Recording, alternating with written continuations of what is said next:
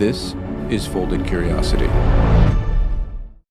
The following discussion is with Thom Tran, an internationally touring stand-up comedian, actor, guitarist, and U.S. Army combat veteran and Purple Heart recipient who founded the all-veteran tour The GIs of Comedy after being wounded in Iraq. He's been seen on Bosch Legacy on Amazon, SEAL Team on CBS, and the award-winning film My Dead Friend Zoe. What you been up to, man? Just moved. Are we starting? Did we start? We just roll. Okay. Just moved. Got a new house. Not the house you're in, or not the house you're renting. No. We moved down the road, and then I went on tour. I was in Europe for a month-ish. Jeez, man. Well, we started in Canada. In Europe? Yeah. Holy cow. I opened for Brad Williams for like a month. He's a good buddy of mine, so we did like That's awesome, man. Copenhagen, Oslo, Amsterdam, London, Dublin, and then I went on holiday to Brussels, Belgium. Brussels is in Belgium. Belgium is in Belgium. Right. And I had muscles in Brussels. Your head, that's just It was muscles in Brussels. Yeah. My girlfriend keeps going.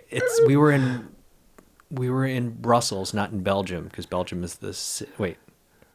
Belgium's the country. Belgium's the country. So Brussels is the city. Yes, Yeah. because we had waffles in Belgium, but I had Brussels. I had muscles in whatever city I was in. Yeah, you're sitting yourself in loops here, man. Yeah. So I was on tour, doing stand up. We moved in this house.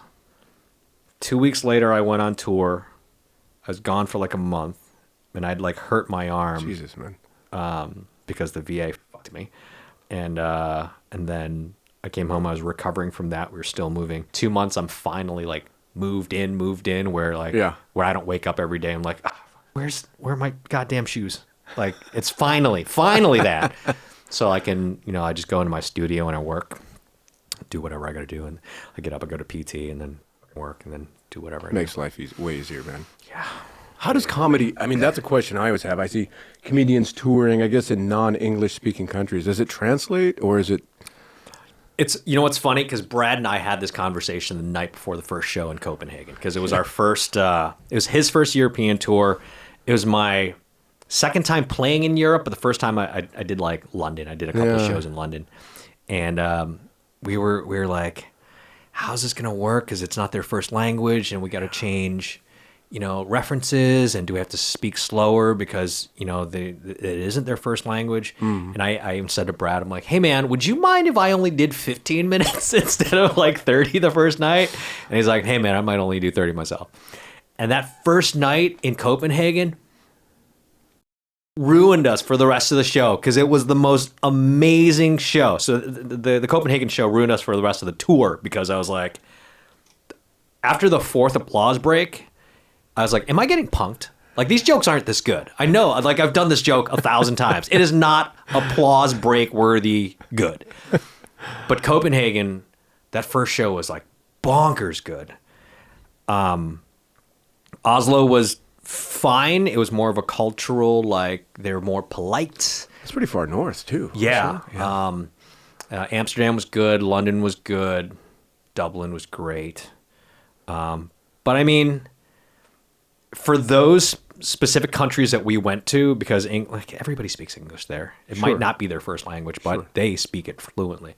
I mean, it's the same trouble I have going from like doing shows in LA to doing shows in like the Chuckle Hut in Iowa. Like the references might be different, like a cultural difference and cultural differences. Sure. But those particular shows weren't any better or worse than any shows I've done in the States. But yeah, Copenhagen was a banger. It was a banger of a show.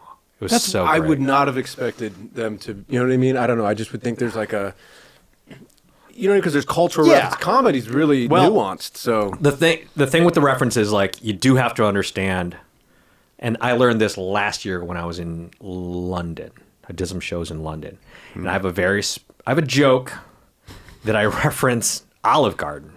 And I had to ask somebody, I was like, do you guys have Olive Garden here? And they're like, No. I was like, okay, so what mid-tier Italian place do you guys have? And they told me, I think it was like called Pizza Express or something. So I literally just substituted Pizza Express with Olive Garden. It's meaningless, but changing that reference and understanding that they don't know what Olive Garden is. Right. Made that joke work. Because if I'd said Olive Garden, people would be like, what the fuck is the Olive Garden? Yeah. But like, if the premise of a joke is funny and the punchline is funny, and you really only have to change like, Burger King to Hungry Jack's if you're Just in the Australia. references, yeah. That's it. It's same with like in Copenhagen or Oslo. Like there are overall internationally recognized things like Ronald McDonald and Santa Claus and shit like that. But you just figure out what references work and don't work. Regional references. But that's the same thing with, here. We don't have Waffle Houses here. Sure. You go to the South, all over the place.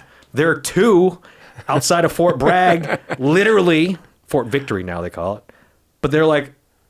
Did they change it to Victory? Yeah. When did that happen? A couple years ago, they changed a bunch of bases. So really? Yeah. Bragg is Victory. Is Benning still Benning? No. Benning is Fort Moore. What? Yeah. Remember that movie, We Were Soldiers? Yeah. The character that... what the fuck is his face? Mel Gibson played? Yeah. Colonel Moore? Yeah. They named after him. Why did they change it? What? Because all these names were Confederate generals. Bragg, Benning, Gordon, interesting. Rucker. I think they changed Fort Lee up in Virginia. But yeah, Bragg is Victory now. Yeah. Interesting. Yeah. Wow. But, until we die off, it's going to be Benning and Bragg till the day I die. I still make those references. Like, I went to jump school in Benning. Yeah, and people, now kids would be like, where's that? And here's the thing. I was stationed at Bragg and Benning. And I didn't even know they were the names of Confederate generals until it got brought up. No. And I understand why they changed it. Fine, cool. Don't give a fuck. Sure. At the end of the day, it's going to be Bragg in my heart. It's going to be Benning School for Boys. It doesn't matter. That's what it is. Yeah. If they want to call it Fort Moore or Fort Victory or Fort Eisenhower or whatever the fuck, cool. Don't give a shit. Like, at the end of the day, it doesn't matter. Don't care, right? Like, that's it. Like, cool. Whatever. That's fine. Same. You want me to call it that? I'll call it that. But at the end of the day, up here, it's still Benning. That's what it is in your head. It's like Paris or Pendleton or any of those other, you know what I mean? Yeah. It's the same thing. They can change it to whatever they want. I don't care. Give a shit. Yeah, it doesn't make any difference to me. Too much other shit going on in my head to worry about. How are you? What's new with you? It's been years. Yeah. It was before the pandemic, I think, the last time we saw each other, That really threw people's lives for a loop. Like, time just, I don't know, stopped, or it was bizarre. There were people who I was regularly talking to, and then... How many of your friends left town? Half, probably At half. least. Yeah. At least. Gone. Dude, there was a domino of divorces that happened. Oh, yeah. The first year. I know there were 6 of us in my group alone. That was like one after another, including me. And just boom, boom, boom, boom, boom. And then like half those dudes left. It's wild, man.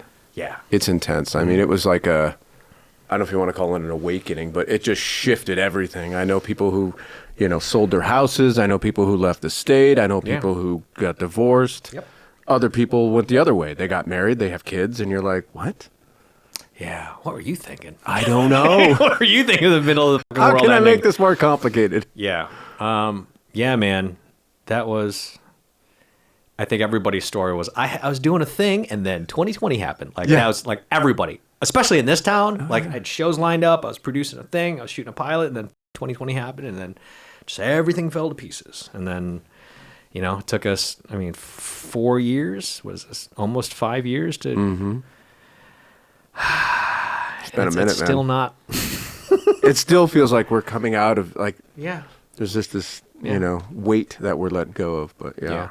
But how was it for you? The pandemic? Yeah. It was great. I worked. Yeah. Everything was remote, so That's true. I got a bunch of monitors. I worked out of the house here, and... Dude, the world ended. The world ended on March 14th. I took a job as the marketing and the media relations director for the Laugh Factory on March 1st, 2020. My first official job was to shut down the club. Like, I took the job on the 1st. I did a gig in Ohio, flew back for a staff meeting, and then days later, I shut down the club. This was March 14th. People are like, they hired Thom to shut everything down. Dude. You're the bad guy. Like, the post that was pinned to the top of the Laugh Factory's Twitter page, I wrote. It was there for 2 years. Yeah. Oh, my God. So the world ended on the 14th. Everything shut down. And immediately I was like, oh, no, I can't not have a gym. Yeah. And I had a gym built in my backyard. There you go. The house that homeboys can go look at. Yeah. I bought a sauna, a weight set, an elliptical, a stationary bike, adjustable dumps. I spent maybe $500 on everything. And then I remember the week after, you couldn't find anywhere. No way. Everybody sold out of everything. Everything, yeah. Weights, exercise balls, dumbbell, everything, all sold. Nightmare. But I had the gym in my backyard, so I was like, I was working out there every day, and then working remote. That's great. But then, gyms started opening up, and people started selling their stuff, I was looking at all my friends that bought equipment. I was like, you still look like you still look terrible. Did you use it? No. Yeah, exactly. No. They bought all this stuff. They're like, I'm going to work out. I'm like, what? You gained weight? Yes. How did you gain weight? I was shredded by July. There's a photo I took in July of 2020 where I was ripped because all I did was work out. I woke up, I worked out, I ate right because I was working from home. So I was like, I'm cooking everything. Yeah. So I was eating healthy, There's no counting calories. No. Yeah. I was counting calories, I was jacked. You had it all set, everything. See, that's what I loved. People were mentally broke by it, but I was super happy. Oh, I was like, I hate people. I don't want to be around you. No. On a general, when things are good. So, I enjoyed it for the first few months, and then my wife left me, and then everything got real bad for a while. That's a tough, we were talking about, that's tough, man. That's a tough, hiccup to go through, but. Yeah, and it was, she left in August, so March, April, May, June, July, August, 6 months in. 6 months in, the height of everything just being absolute trash. Man, that's a lot especially alone, you know what I mean? You're just trapped, especially in the same place that you guys shared. Mm-hmm. That's not an easy. Dude, that's why I've been like, I gotta get the fuck out of this place. I gotta go. I love it. I love the house and everything that I did to it to make it awesome. But I'm like, I was walking around going, I can't be here. No, man, it's torture. Can't live in this mess. Yeah. Yeah. There's just this emptiness that, And just the memories and the good ones, the bad ones. So, girlfriend and I moved in together, new girlfriend. We moved in together back in July. That's great, dude. Yeah. Yeah. Bought a new house, and then I quit my radio job. So, I was on... Just tired of it, or was it time thing? Time to move on. I guess so. I guess that's the easy way to say it, but I haven't loved radio in years. I left radio when I moved to LA to do stand-up. And I was like, oh, wait, you don't get paid enough to make a living doing stand-up here? Yeah. So I had to get back into radio. I was doing the acting and consulting, all that. Yeah. But then I got a full-time radio gig working part-time. Oh, shit. And it was like it's a SAG job. Yeah. SAG after job. So I was making an obnoxious amount of money to work 5 hours a day. So, but it's not the thing that I loved. Sure. And really the only reason I took the job was because I'd gotten engaged. And I was like, oh no, I want to be home for her and with her. Creates a certain amount of stability too. Yeah. It's hard to buy a house when you don't have a stable paycheck. Dude, nope.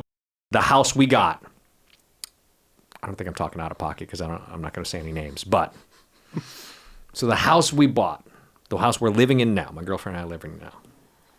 I loved this house, like right off the bat. So we put in an offer. We lose the offer by X amount of dollars. I don't know how much it is. So we get told on Saturday that we lost the house to another family. The next day, they ask us if we want to be the backup in case something happens with this family. Sure.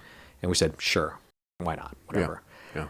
Monday, 48 hours later, the family that got our house first, Yeah. their pilot didn't get picked up. The husband's pilot didn't get picked up. Ouch. So now he doesn't have money. There's and he nothing, can't there's no- get the loan because he doesn't have the job.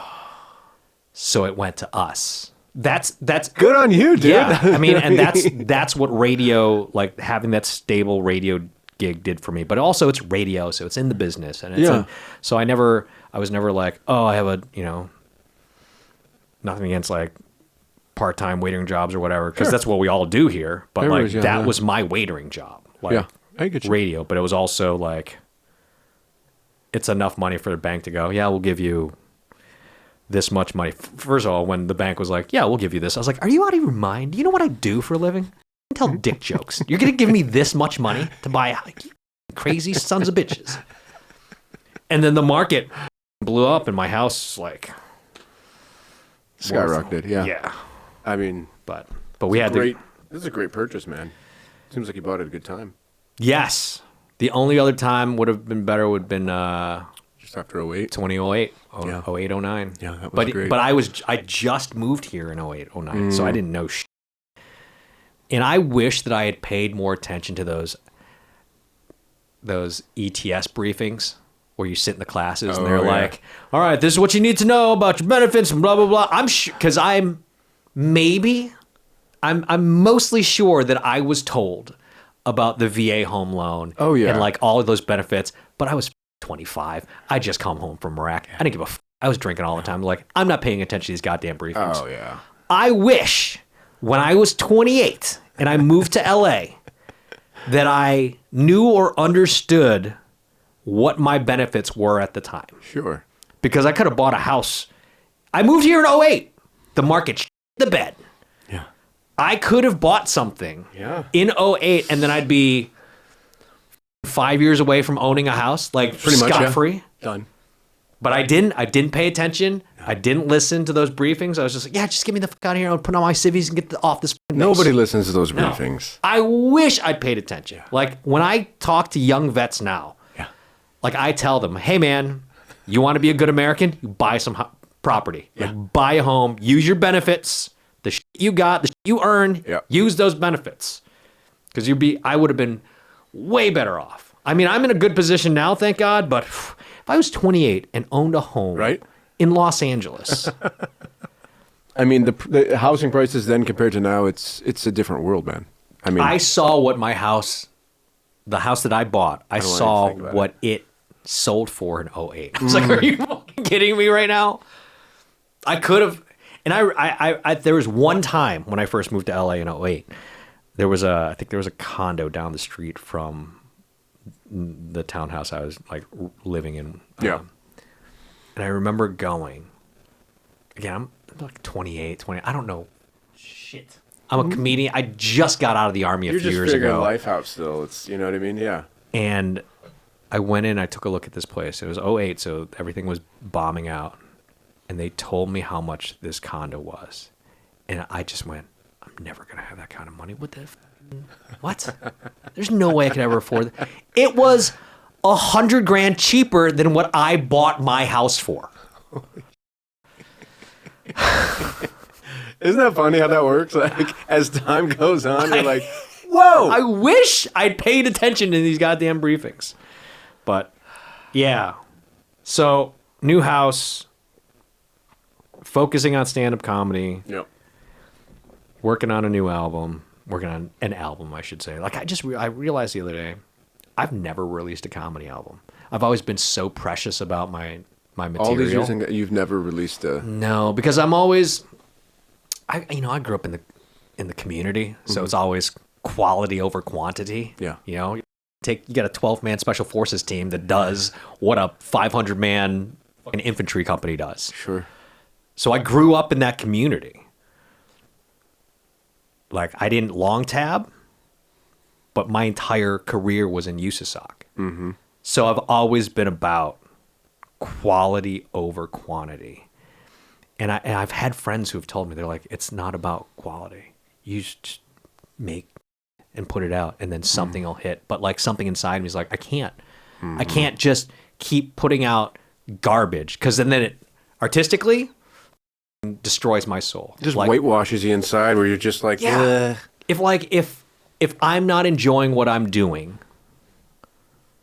then I don't want to do it. Yeah.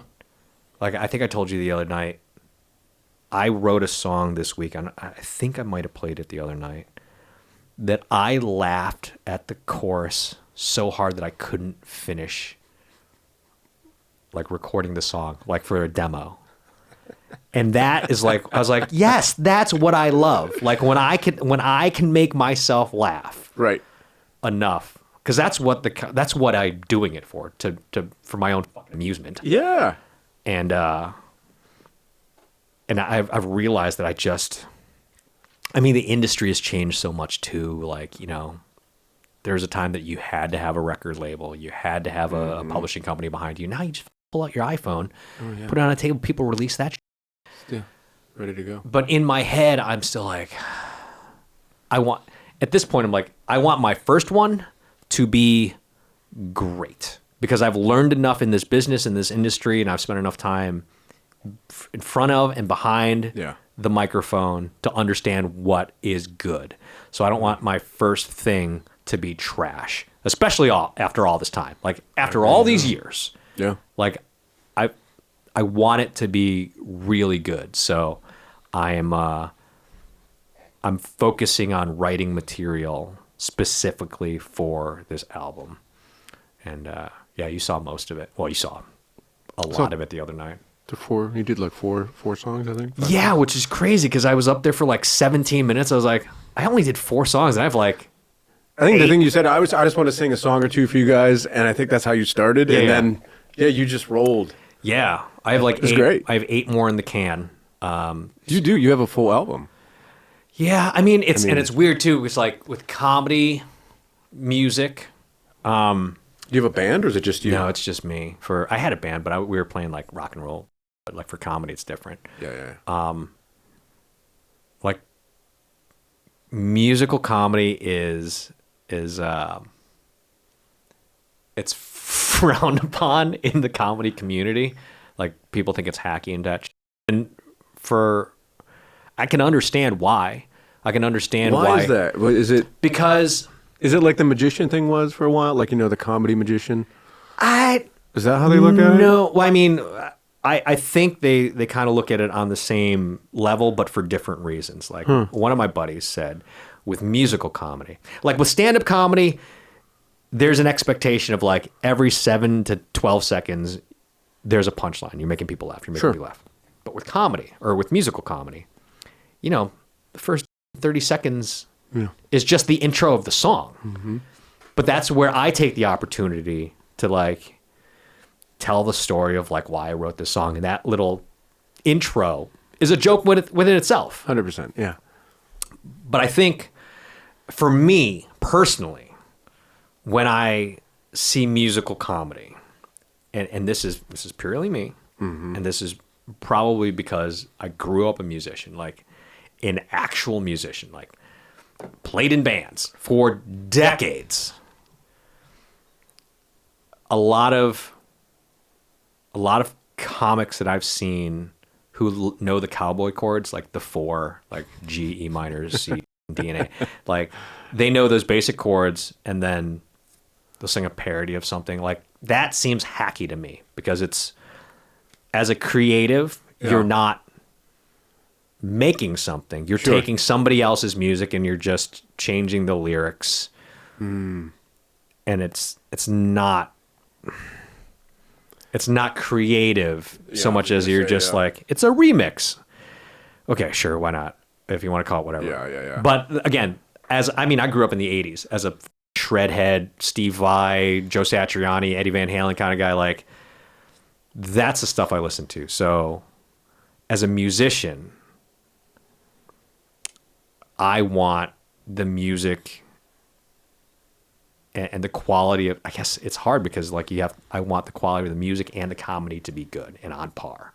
Don't like give me some, where like Stephen Lynch is brilliant. Like one of my favorite musical comics. Because he's a legit musician. Like he stopped doing stand-up comedy or music comedy to go be on Broadway. Really? Yeah. He's like Tony nominated. Like that's how good of a musician and a singer he is. So like, so what made him pursue comedy? Why would that even? Well, he was. I mean, he did that after he was doing comedy. I mean, he was a music comedian. Comedian first, musician second. I think kind of at the same time. Same time. Yeah, because I discovered him back in the 90s, 15, 16 years ago. And like he had a bunch of albums out, comedy albums. Yeah. Bangers, man. So good. And when you listen to them, they're like, oh my God, these are like radio quality pop music songs. Legit, if he wasn't singing about, abortions and killing kittens and shit like that. Radio. But that's how I describe like my comedy songs. Like they're beautiful melodic songs that if they weren't about turning girlfriends gay, it would be like radio ready. I wrote a song the other night. Well, I rewrote a song that I'd written years ago, and it never just like quite worked. Like it's a great premise and it was comedy's fun, but like it never really hit the way I wanted to, and I figured out why and how to rewrite it to make it good. And I told my girlfriend, I was like, hey, do you want to hear this song that you are totally going to hate? And she's like, no, I don't want to hear it. I was like, okay, all right. You'll hear it one day, but yeah. So now you have kind of an interesting, you mind if I dig into your past a little bit? Just knowing you, I know pieces of your life at these little vignettes of things we've talked about and discussed. I'm just trying to find the connective tissue of how this started. You're in the military. Yeah. And you got into comedy. Yeah. But I mean, you had a legit military career. Yeah. No, High five to a bunch of people. Like you had a legit. I went downrange, got a Purple Heart. Yeah. Yeah. What? So you joined the Army in what year? 97. Right after I turned 18. Like, wow. I actually went to enlist 3 weeks before my 18th birthday, and my mom was like, "Absolutely not. I'm not signing off on this." Like. My dad was like a POW in Nam, so he's like, "Hey man, I'm not telling you to do this, but if you want to do it, you'll do it." But my mom, she refused to sign off, like so mad. And my recruiter was like, "You're gonna be 18 in 3 weeks. Just do it then." She can't do anything about it. I was like, "All right." So, so it was against your parents' will for sure. Well, against my mom's for sure. Yeah. But my dad was a POW for like 3 years, so she like. That's just what she saw is like, oh, I don't want my son. Yeah, and during Vietnam. Yeah. So, absolutely not. She didn't want any of her kids serving. But I was the rebel, so I enlisted. I shipped in August of 97. Basic, AIT, first unit, duty station, all that. Mm-hmm. Clinton era, everything was fine. Except I remember I was at AIT and we were in a movie and we come out of the movie. It was Starship Troopers. I'll never forget. Oh, I remember Starship that Troopers. Movie. Yeah. So it was like 98, I think. Yeah. Ship 97, so 98. Maybe 97, tail end 97. I don't know, whatever. 97, 98. And we walk out of Starship Troopers and one of the cadre was like, "Hey, the president just bomb Somalia. Everybody get back to the barracks." I was like, I just told my mom it was peacetime. Like, I just told her things were okay. And President Clinton bombed Somalia or something like that. And then, little deployments here and there. And then Iraq happened. So you were already knee deep in when Iraq kicked off, huh? Staff sergeant. Yeah. I was at E6 by the time Iraq popped off. Jeez. So I was doing like little things, like Went to Egypt for a thing. I did a mission in Japan for the State Department. Yeah, and then Iraq popped off. Well, Afghanistan first, and then Iraq. Did you go to Afghanistan or you stay here? No. It was weird because Afghanistan happened. So September 11th happens. Yeah. It's September. And I had orders to go to Egypt for something called Operation Bright Star, which is like a coalition desert training operation. It was like the U.S., the French, the English, the Germans, Japanese, a few other Italians. Did I say Italian? Yeah, they were all there. So it was a coalition training exercise. Sure. In Egypt in October 2001. So the month after September 11th happens. Wow. And so I'd already been on orders for that. Like that was in the books. So we go to Egypt, and it was a month after September 11th. And we're going, yeah, we're just going to Afghanistan. We're going to go here. We're going to train up, because it was already in the books. Sure. And then we're just going to jump on a plane and go to Afghanistan. Yeah. I think it was like a month-long op. And we were sitting in the talk, and one of my majors was like, hey, something's going on. And we turn on the news, and it's night vision of 75th Ranger Regiment jumping out into Afghanistan. I'm looking around going, well, there's a lot of Ranger tabs in here. I wonder where we're going next, So we finish this op. We fly back to Savannah. This was the crazy part. We get back to, what the fuck's it called now?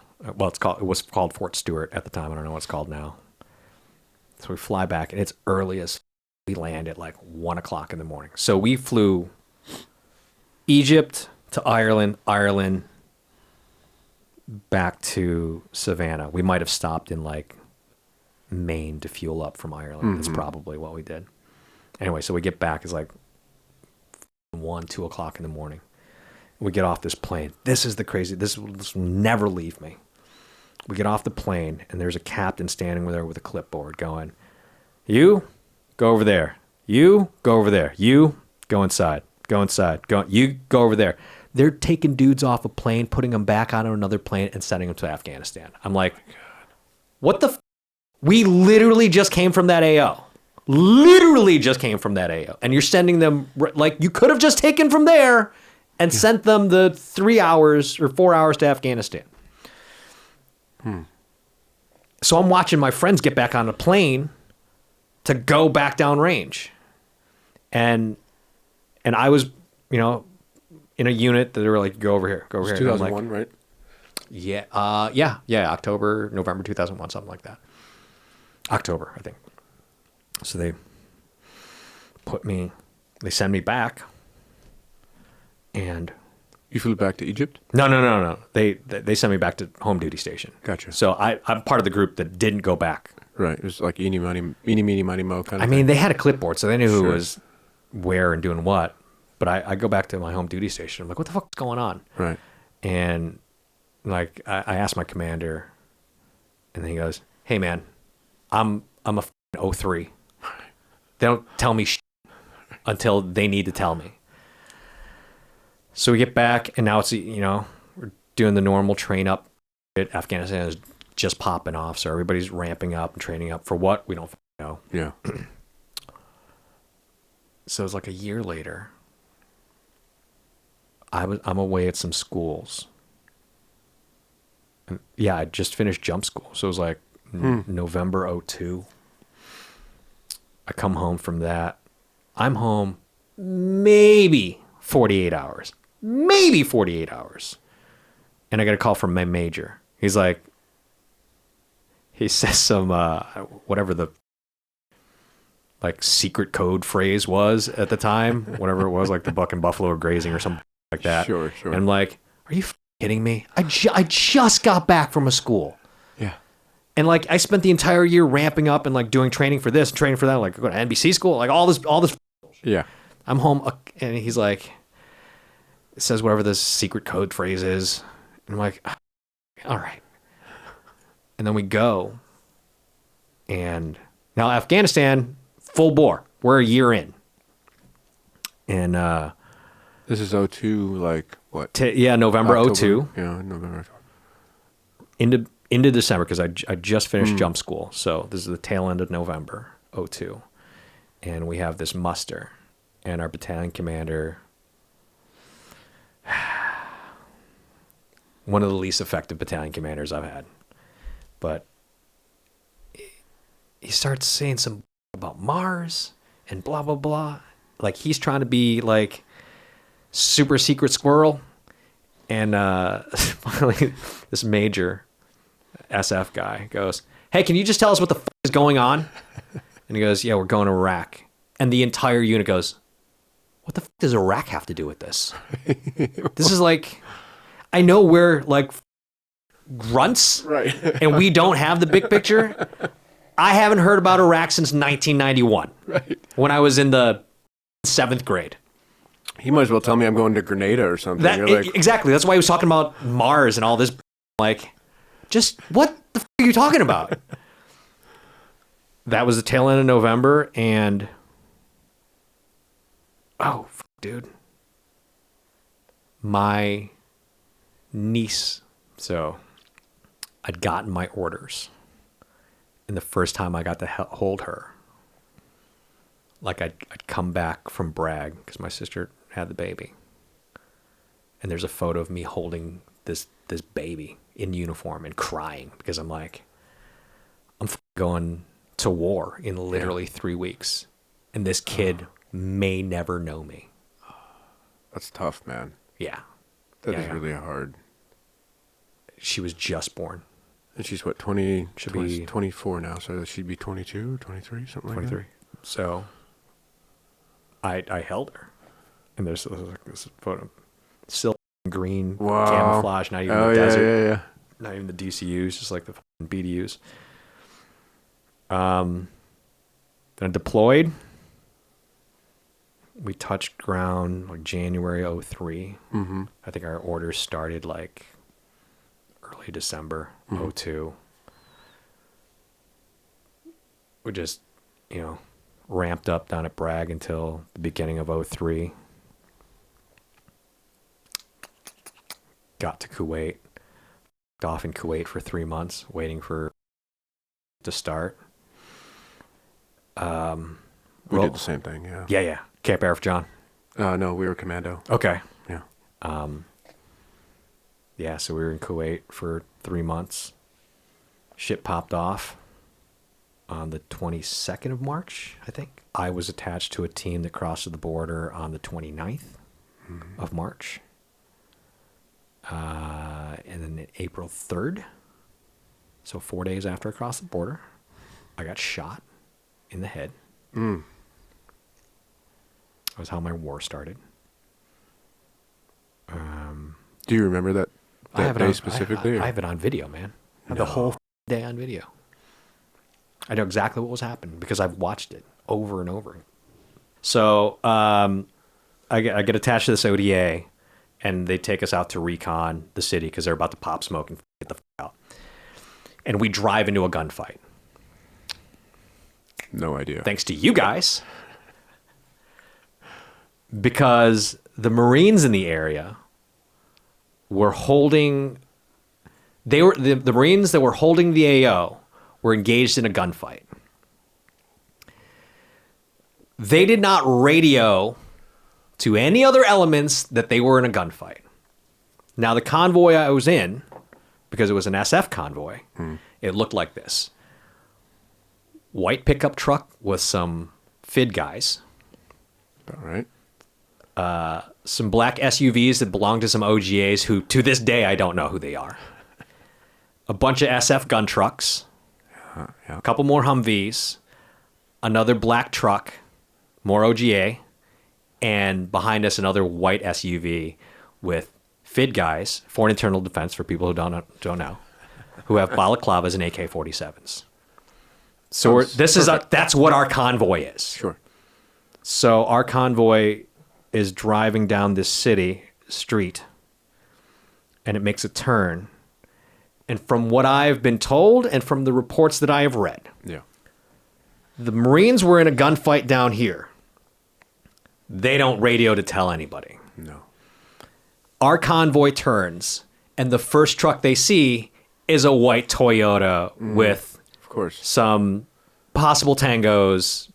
Who knows? Wearing they don't fucking know because they didn't tell anybody. No. So we didn't know they were in the area. There's no announcement to be Nope. made. So, yeah. So the Marines are like, we're getting flanked. So they start shooting at our guys.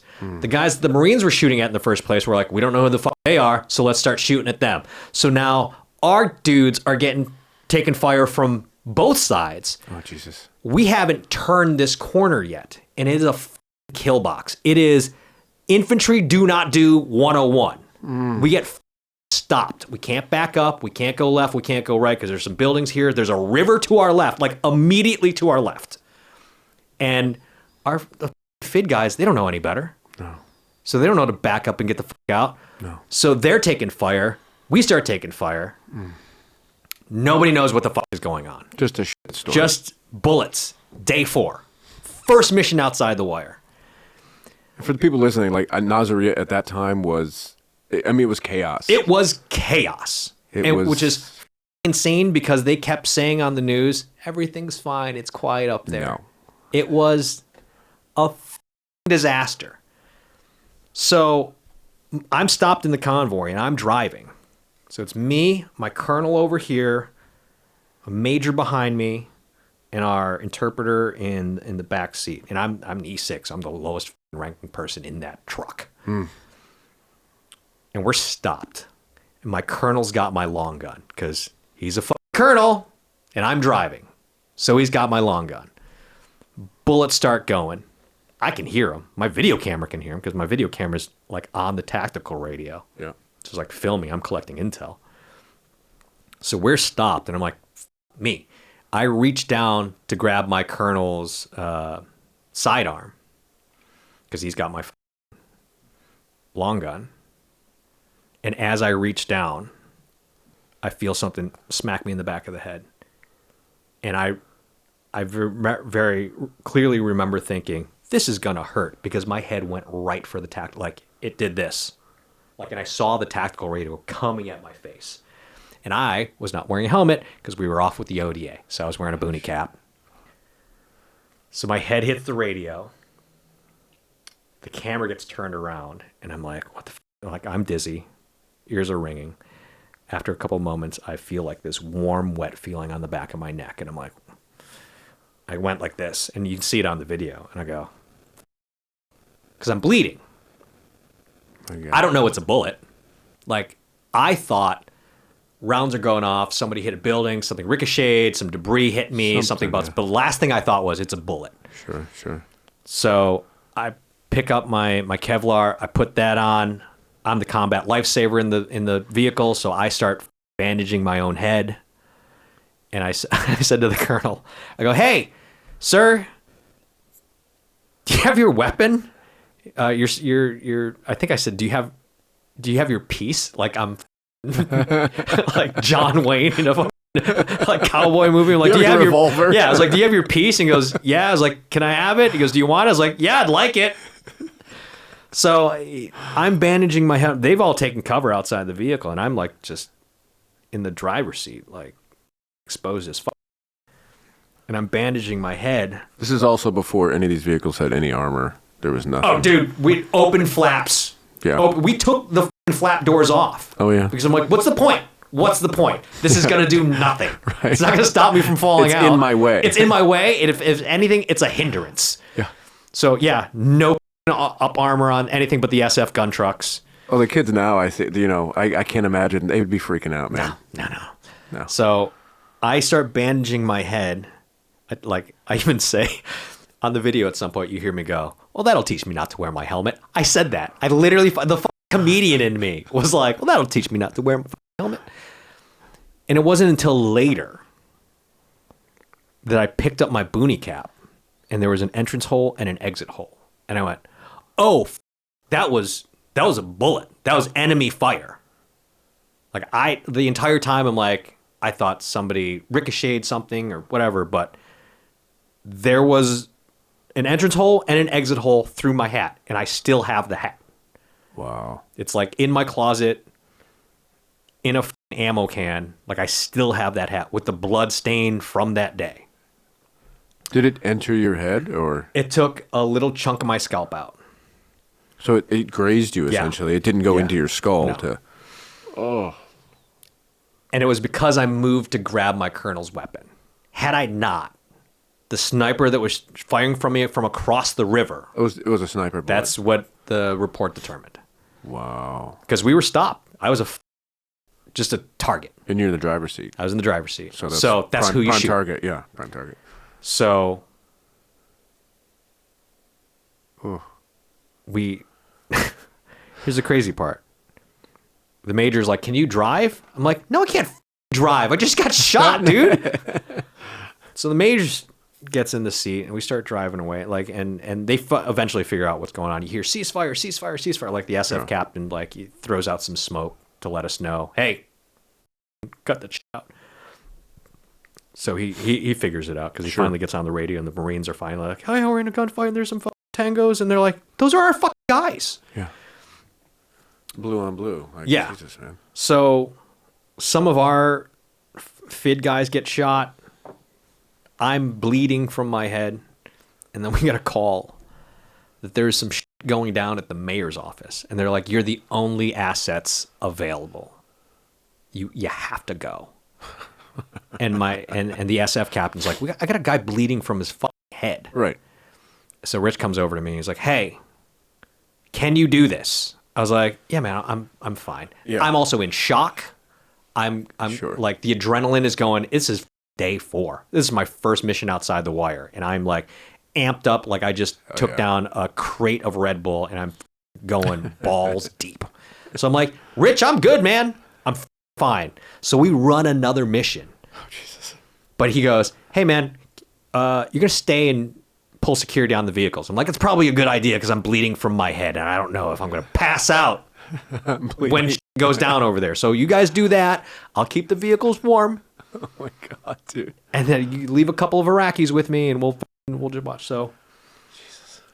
And all of this is on tape. This is all on like 8mm tape. And like, I'm like talking to the camera. I'm like, "It's my 4th day. I'm to get shot and they're running another mission." Jesus, man. So we finish, and we start heading back to Anasaria. And we call up my TOC.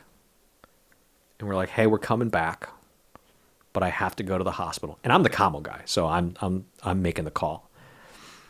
I'm like, "We're coming back, but I got to go to the hospital because I sort of got shot." I said, "I sort of got shot." And whoever was on the radio back at the top goes, "What do you mean you sort of got shot?" No, I definitely got shot. And I was like, "This is going to sound way worse than it is." And then the radio transmission starts breaking up because we're about 15, 16 clicks out. And the retrans guy from the combat hospital goes, "Hey, Sergeant, I can hear you and I can hear your base. So you tell me what's going on. I'll relay it to them." I'm like, "Cool. Yeah, I sort of got shot." And he goes, "Yeah, I heard that part. Where did you get shot?" And I'm like, "Okay." Like I was telling the other guy, this is going to sound way worse than it is. I got shot in the head. He's like, "What?" I was like, "Yeah, I told you it's going to sound way worse than it is." He's like, "How long are you going to be here?" I was like, "I don't know, we're like 15, 16 clicks out. So, I don't know, 20, 25 minutes. Jesus, He goes, man. "Get here." Yeah. So he relays that to my TOC, and then that gets around to everybody.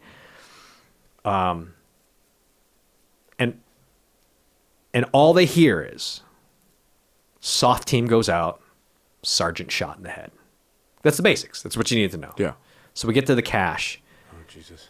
and every from that combat hospital came out with stretchers and IVs, all that. Because they were like, again, all they heard, soft team engaged, sergeant shot in the head, and they were expecting some JFK. Yeah. And I got a bandage on my head. And I hop out, and the colonel goes, he says to my colonel, "Where's the guy who got shot?" And I was like, "Hey, that's me. Hang on one second."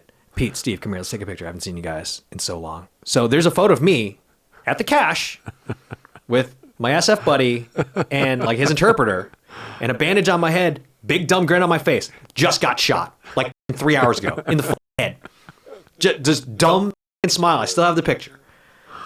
Oh God! And man. the captain from the hospital goes. He says to my captain, he goes, "What's up with him? Is he all right?" And my captain goes, "Not the first time we've had to take him to the hospital for a gunshot." He's like, "What the fuck?" My captain goes, "He used to date a lot of black chicks." I'm like, hey, you can't say that to the regular army. You can't say that to them. It's not true, but you can't say that to them. Oh, Jesus. So they bring me in, put 4 staples in my head, give me a tetanus shot, whatever they got to fucking do. Yeah. They keep me overnight. I go back to my talk the next day, and I'm cleaning my weapons, and the colonel from the hospital comes in. He goes, "I'm just checking up on you, making sure you're all right." I'm like, yeah, cool. He goes, "All right, well, if you need anything, come over to where we are. I want you to come back in a couple of days, get checked up, and get the staples out of your head and whatever." I'm like, "Cool, yeah, got it, sir." And he goes to leave, and he turns around and he goes, "I can't believe I'm doing this." And he like reaches in his, oh wait, he goes, we were gonna send you home. I was like, "Why didn't you?" He goes, "Because you wouldn't stop flirting with my nurses like the whole time." I was like, "You have a nurse named Specialist Cummings. I'm going to flirt with Specialist Cummings." So he turns to leave and he's like, "I can't believe I'm doing this." And he takes out a piece of paper and he goes, "This is Specialist Cummings' phone number." I was like, "Are you kidding me? Is this a DSN? Can I use this?" He goes, "No, it will only work back at Fort Campbell." I was like, "All right." He was like, I was like, "So my dick kept me in Iraq?" He goes, "Yeah, your dick kept you in Iraq." I was like, "Mother." Good job, buddy. Yeah. So I was going back. I was like going back every day to like see Specialist Cummings. Like, "Hey, my head kind of hurt. This bleeding." Oh shit. Then I stayed. I stayed that entire deployment. I finished. I remember that night. Jeff, my first sergeant, he. Did you stay till Christmas, or when was that? Yeah. Well, we just stayed until January. Left 12 months boots on the ground. Yeah. I remember that night, Jeff, who's my first sergeant, he's a good old boy. He was from Pennsylvania. And his wife had sent over some yeast. And we got some orange powder. So he had some like moonshine or wine or whatever the fuck he made in a 5-gallon water drum. He just like emptied That's how he... Yeah, that's how he made it. And we were in the back of the LMTV. And I'm looking at him, the other 3 NCOs. So Yeah. 2 E7s and me and another E6. And I'm like, "Hey guys, I don't know if this is normal, because I have not been shot in the head before. But I want to go back to work the next day. Like, there's none of this sit behind a desk. Like, Yeah. No, it's torture, man. just Especially in country. tomorrow. Yeah, you don't want to be sitting. Yeah, no. I was like, I want to go back out tomorrow. And I think the conversation was, you can't put on a helmet right now because of the bandage on your head. So one of my sergeants was like, "Hey, when you can put a helmet on again, we'll let you go back out. Yeah. But until then, you're in the rear with the gear, doing your job as the commo guy." And like, kill me now. Can we drain this? Is there like... I mean, it wound up only being like a week or so before they like took the, because there was a poofy, there was a big ass pad on the back of my head. Yeah, I had a friend, Tara. She was married to another guy in the unit, and it was funny because my team was supposed to be. We were not supposed to be attached to the team we were with. So her husband was like, "I want her on your team so she's in the rear and out of harm's way." Sure. Well, now her NCO is the first dude that got shot. So, and I guess the way Tara says it, she tells me, like one of the first nights after that, I woke up in the middle of the night and I went over to her cot and I was like, "Tara, my head's bleeding. Can you fix it?" So she had to get I guess I called it a wound tampon. I was like, can you put a wound tampon on my head because my head's bleeding? So I just woke her up in the middle. I was like, my head's bleeding. Can you fix my head? Shit. So I was RTD'd the next day, but I wasn't out doing missions. I was just doing combo. Yeah. And then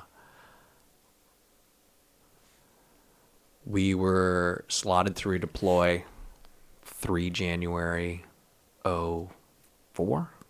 Yeah.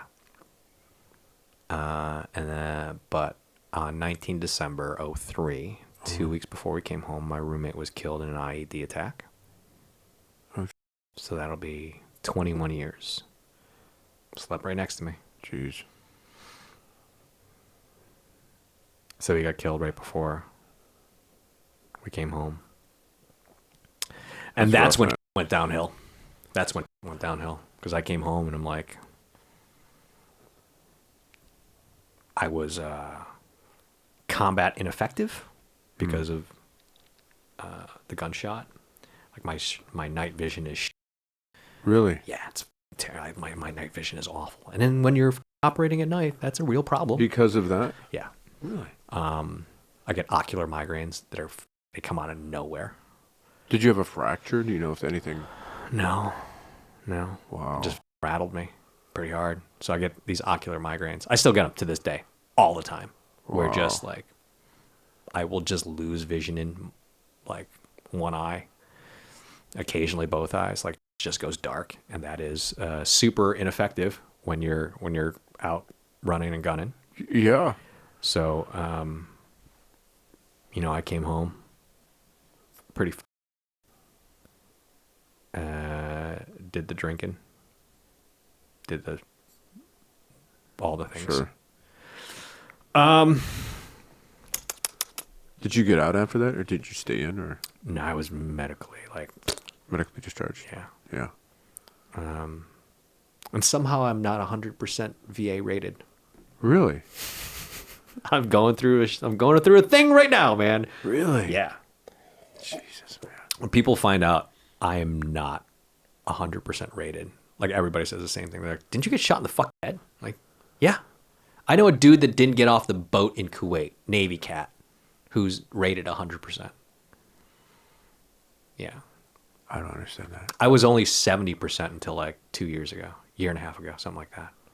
And then somebody was like, you should have the VA reevaluate you.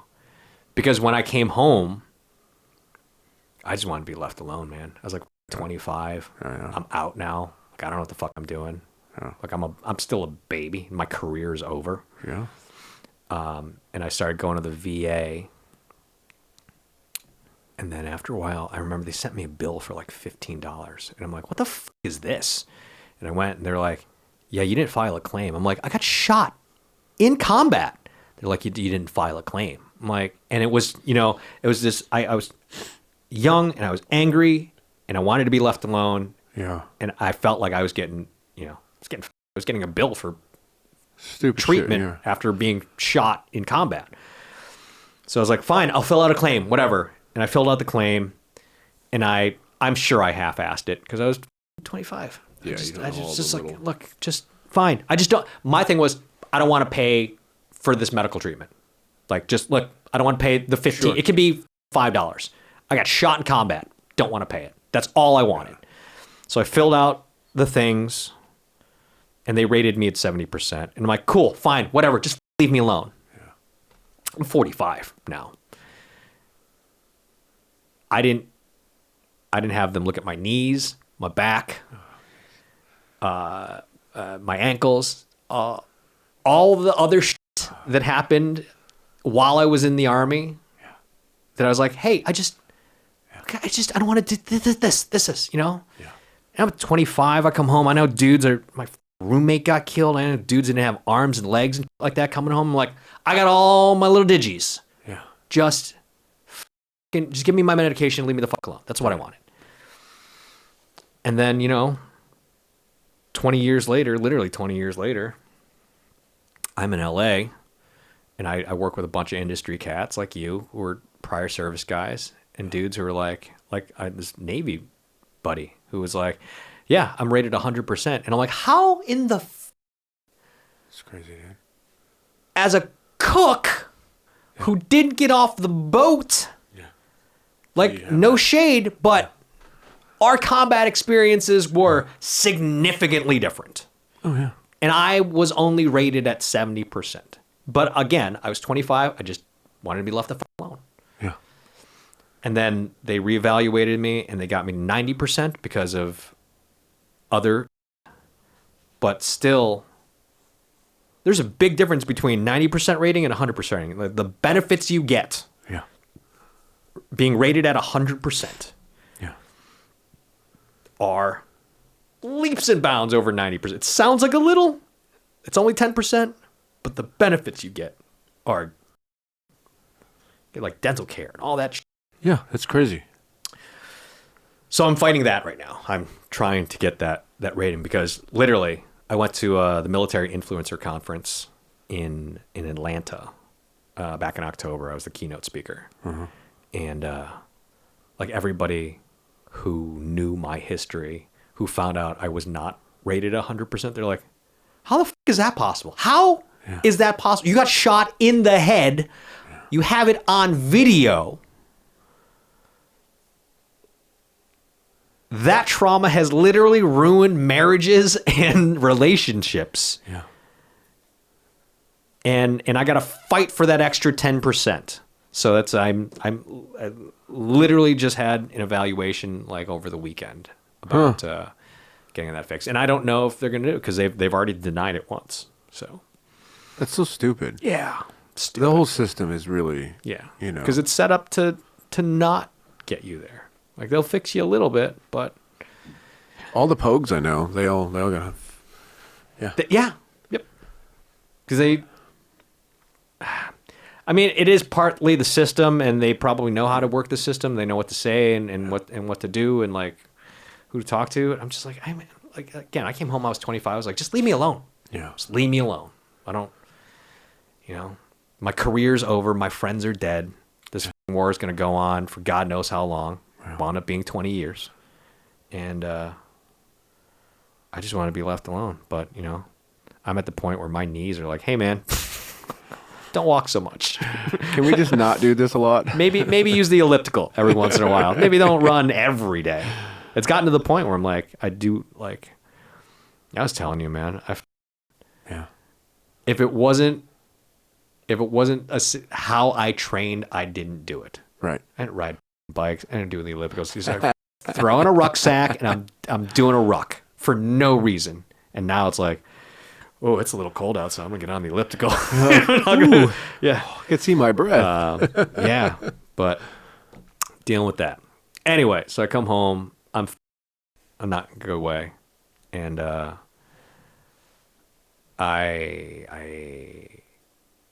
had to find something to treat what I was going through because the doctors weren't working, the medicines weren't working, the therapy wasn't working. Sure. And that wound up being stand-up comedy.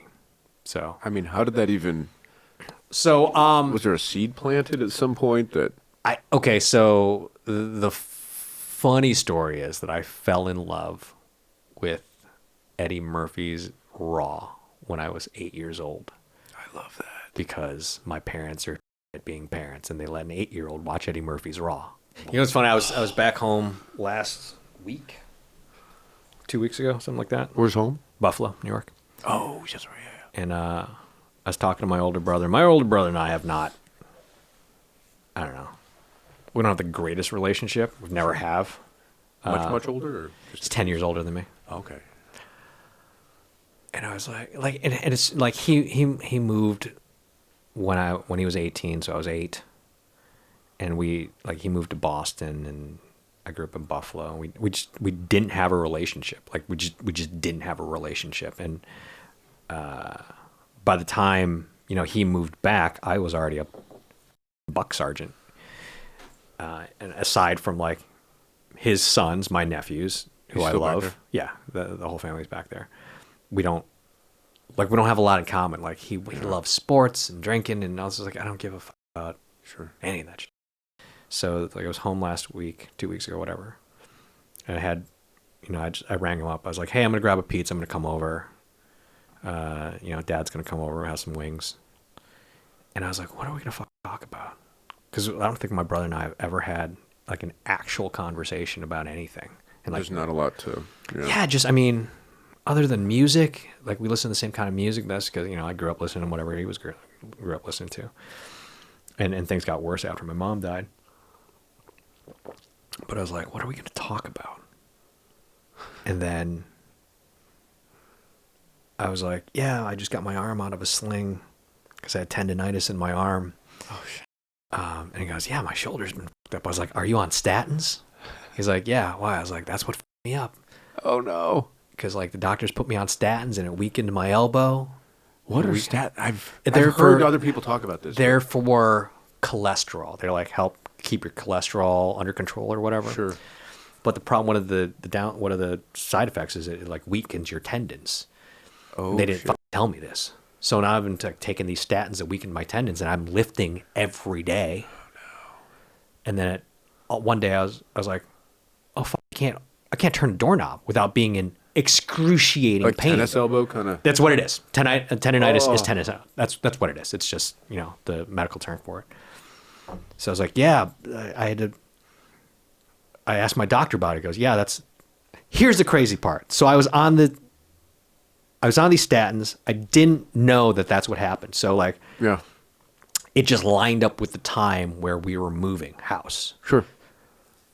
So, me, we're moving, but I'm still lifting weights 2 hours in the morning and then going to move boxes for 6 hours a day because she's got a real job. As we do. Yeah. So like she goes to her real job and tell jokes for 15 minutes a night. I'm not doing all. So like I go lift weights for 2 hours and then I go move boxes. I go move from my house to the new house, her house to the new house.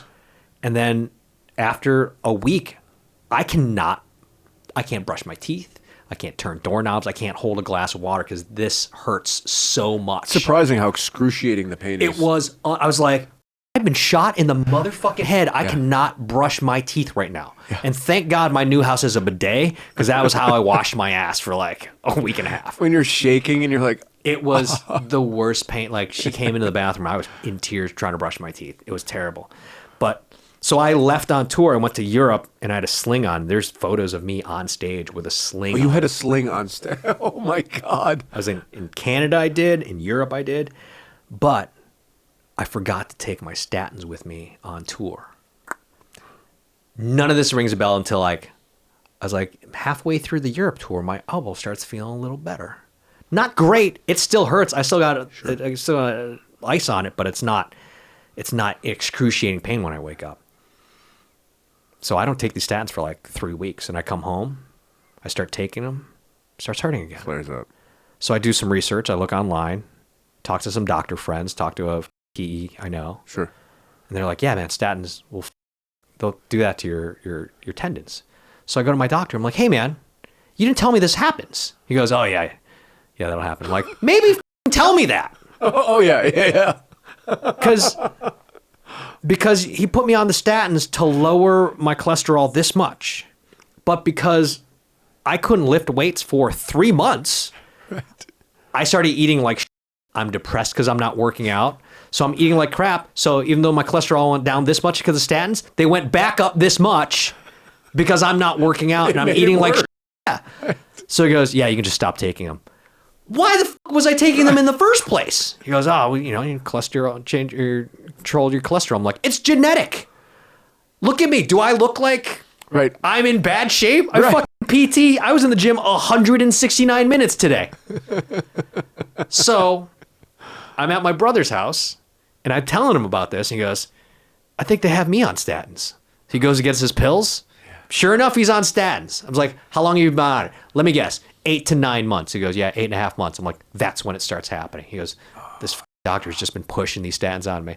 So I'm like, my older brother and I, who have not had genuinely any kind of real conversation in our 40-year relationship, have an in-depth conversation about statins because he was like, yeah, I was doing push-ups one day and just this elbow just Went out. I was like, "This is statins, man." Go figure, huh? I was like, "I'm not telling you to stop taking them. Yeah. You tell your doctor what I told you, and let the doctor make that decision." So I'm gonna. What a wild time we're in. Like I feel like they just want to prescribe. They just want to That's get you all in and I out. want to do. That's why I didn't take. Yeah. That's why I didn't take meds when I came home from the VA. Well, I did because they forced them on me. I got a photo from my an apartment I had in Buffalo, and it's one of those like 7-foot folding tables, 6-foot folding tables, whatever, and it's just a row of medications that the VA gave me. This is for the migraines and the whole... Migraines, painkillers, depressions, antidepressants, all that shit. And I just went, I can't do this. Yeah. Like I'm 25. Like I can't do this. There's got to be a better way. And then it wound up being comedy. Like comedy is the thing that keeps me going. Like I told you earlier, like That and your physicality probably might... oh my God. Yeah, I can't not work out. Like my girlfriend has learned, like if I don't PT first thing in the morning, I am a piece of shit. Oh yeah. And it is not good. It is very, very bad.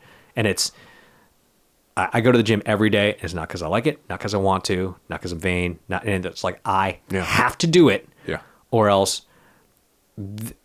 there's nothing keeping the raging inside of me in check. Sure. Because then everything explodes. So, isn't it fascinating? Yeah.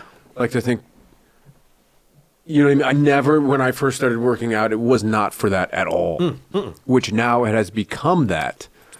And it's not, I see, out of say 20 workouts, there might be one that I'm like excited to go to the gym. The other 19, I'm like, do I have to go? I do have to go. Dude, Monday, all right. I had my best workout since I got hurt. And it was just like... The elbow. The elbow's better. It's not 100%, but I'm lifting again. And I have a workout log. I stopped lifting on August 16th. That was the last day I could actually PT. Oh, jeez. And I've been slowly... the first time I went to curl, I did 10 pounds and my arm was in excruciating pain. I was like, I can't even do that. But I'm getting back up, and I did... so I keep track of everything on the watch. Was it the bicep tendon too, or was it just the elbow? Just the elbow. Yeah, that's brutal. And I did... I in a half an hour, I burned more calories than I did like 2 days, like the whole 2 days before. It was just like... Yeah, it was great. The endorphins, everything. But that's it's amazing. It's the endorphins that get you going. I always explain it like this. Ever since I came home from Iraq, most people wake up here. I wake up down here. Yeah. Just every day of my life for the last 21 years. And going to the gym gets me just above where most people wake up every day. And then I spend the rest of my day just trying to stay above ground. And by the time nighttime rolls around, look, I either got to go to sleep or I got to get on stage. Yeah. And then when I get back on stage, it gets me back to... That lifts you up. Yeah, that's what it is. I mean, if I spent all day, every day in the gym, I could do that, but I couldn't eat. I couldn't pay for anything. So... I think that something you said, you said, here's where most people, I think that when you say most people, my perspective is I don't think it's most people. I think a lot of people really are. They may pretend to be here, but I do think that a lot of people are here. Yep, I'm sure. And they don't go to the gym. They don't have that mentality that you have. Absolutely. And they kind of fake it, or they're on medications, or they're on something else. Absolutely, especially after the last 4 years. The entire world has post-traumatic stress. I think there's a lot of people. And you're right. A lot of people... They pretend They they're pretend here. because they got kids, they got families, they have to. Yeah. I'm way past the pretending phase. Yeah. Like, I will tell someone to f off in a heartbeat.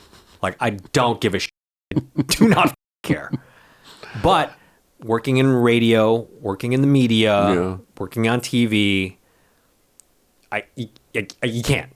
Like, the number of times when I was working on the radio that I just wanted to tell people, hey, quit being assholes. Like, on the air. Oh, my God. It took all the Jesus in me to bite my tongue most days. And if I didn't work out first thing in the morning, Oh yeah. I would have been fired many years ago. So yeah, you're absolutely right. People have, I mean,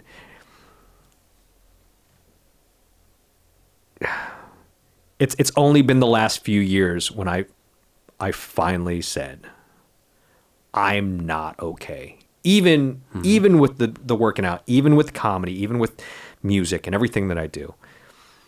It's been since my divorce and, the world ending that I finally went, oh no, I'm not okay. But also I am not 25 anymore. I am not in the physical and emotional and psychological position where I put a boot through a door and just keep going. Power through it. Because that's what we get trained to do. Sure. That's what we got. And I literally did that in Iraq. I got shot my 4th day. And I barreled through the next 12 months until my roommate got killed. And then that's when everything broke me. And then I had to rebuild myself, but I couldn't do it with the benefit of the leadership and the mentorship that I had while I was in the Army. Yeah, I still had friends, but they're still fighting wars. They're getting deployed every 16, 18 months. Sure. So I was very much alone. And I tried, because I'm a musician, I tried playing in bands and I tried, being a working musician again. But that even then was like, how do I talk to my band about the panic attack I'm having because of some shit that happened in Iraq 3 years ago? Yeah. Whereas comedy, it's a thing I do I literally do it by myself. I get up on that stage with a microphone by myself and make strangers listen to the crazy shit in my head and assume that it's funny. Yeah. So comedy really became the thing that saved me. You were talking about Eddie Murphy. You said, was that what you said? Eddie Murphy. So I found, so we go back to how I found comedy. So I fell in love with Eddie Murphy when I was like 8. Because I discovered you were 8 listening to Eddie Murphy. Eddie Murphy Raw. And this is all in my one-man show. But so basically, my parents had a friend who owned a video store. Great content for an 8-year-old, right? My parents had a friend who owned a video store, and like they would let us go and just like pick out, Transformers, G.I. Joe, whatever. And one day I was like, why is this black man in a purple leather suit? I gotta see what this is about. And it's Raw.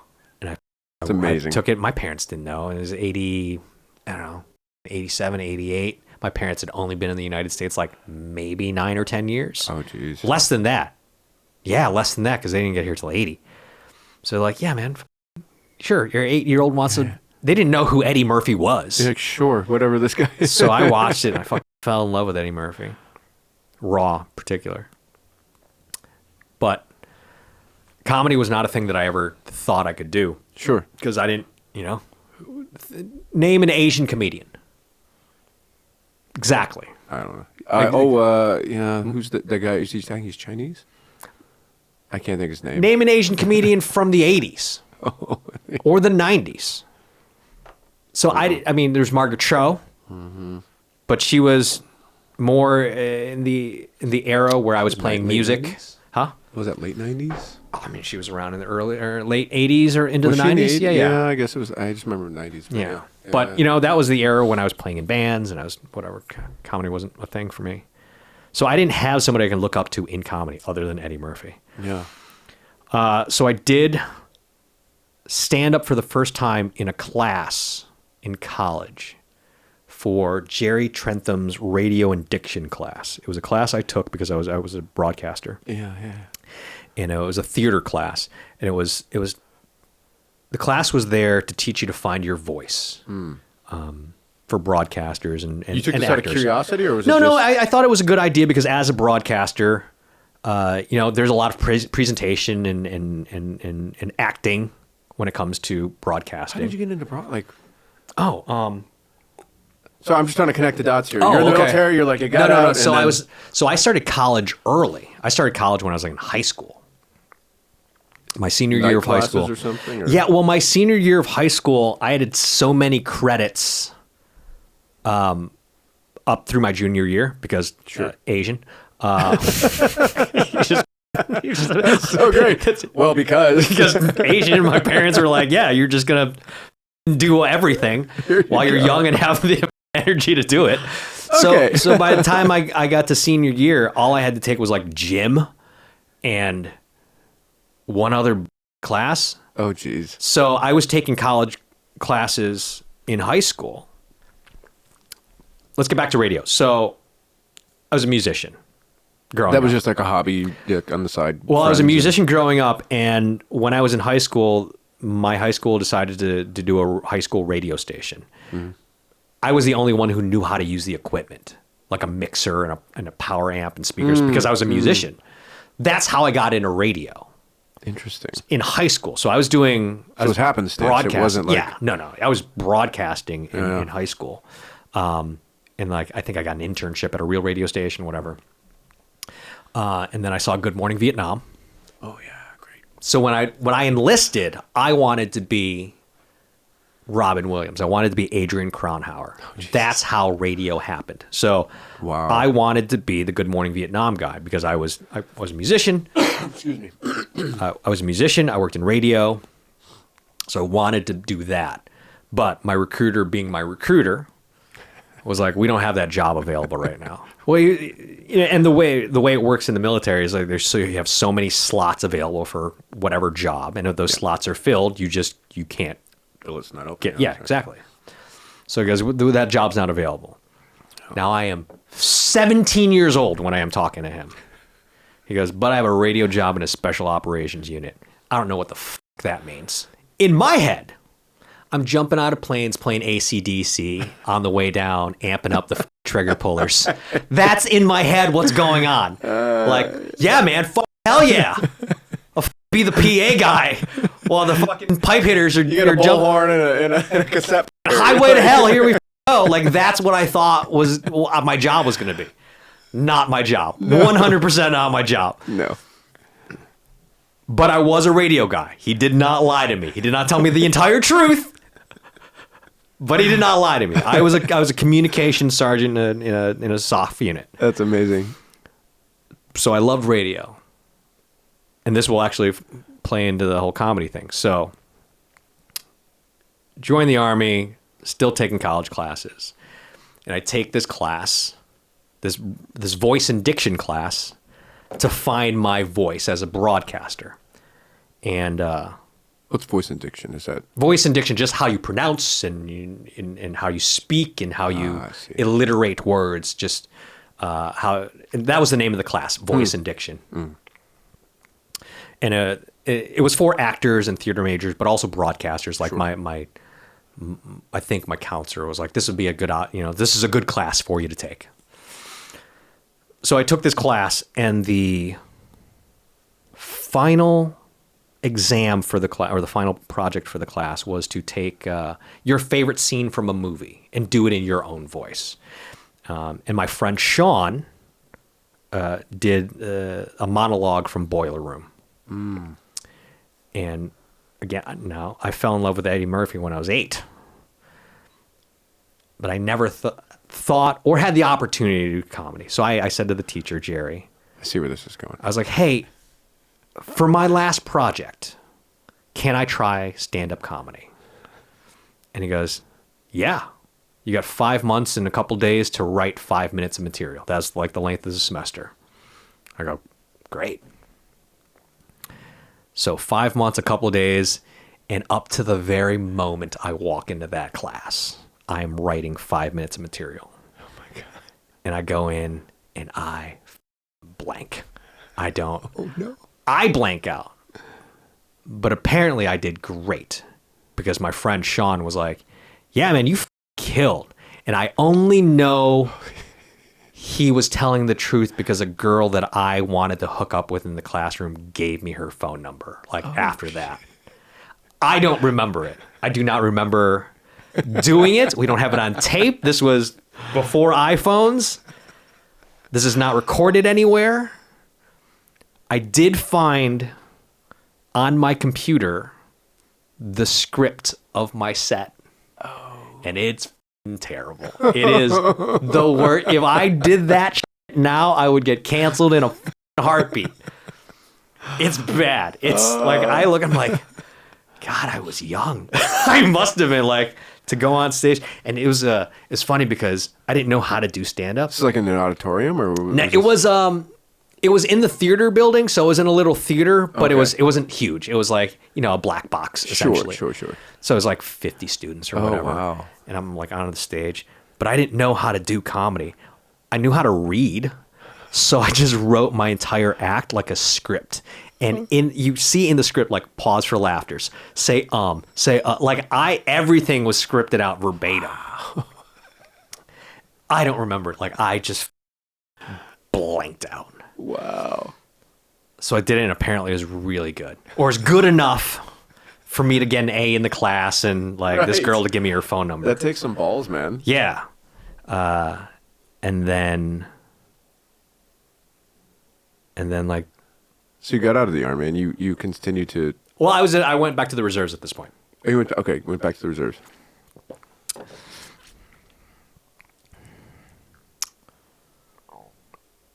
And then a couple months later, I went to Iraq. After all that. Yeah. After comedy. After that first stand-up comedy thing. What a, you know what I mean? Like... Yeah.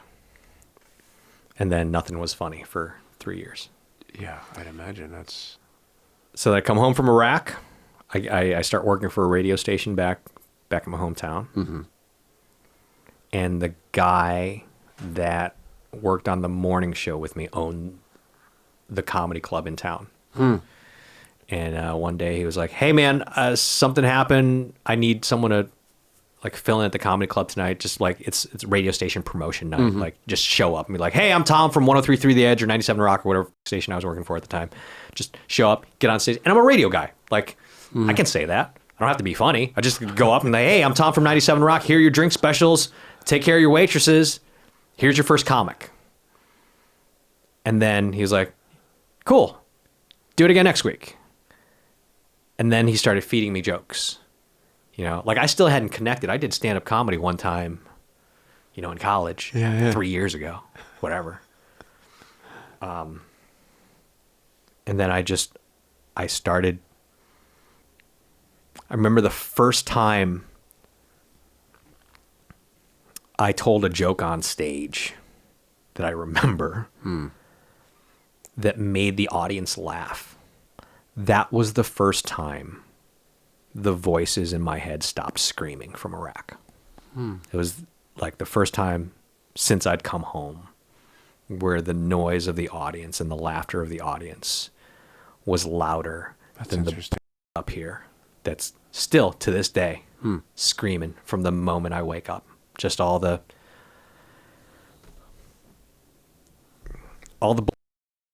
yeah. All the stuff that I could deal with on a daily basis that I'm just the stuff that makes me wake up down here.